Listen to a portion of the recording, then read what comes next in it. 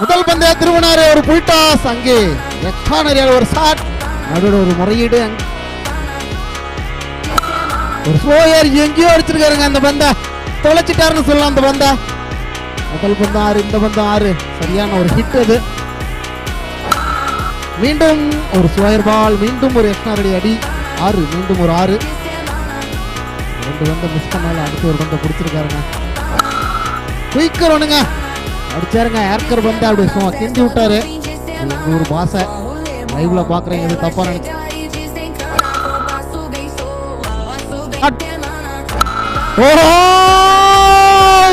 It's a huge sixer.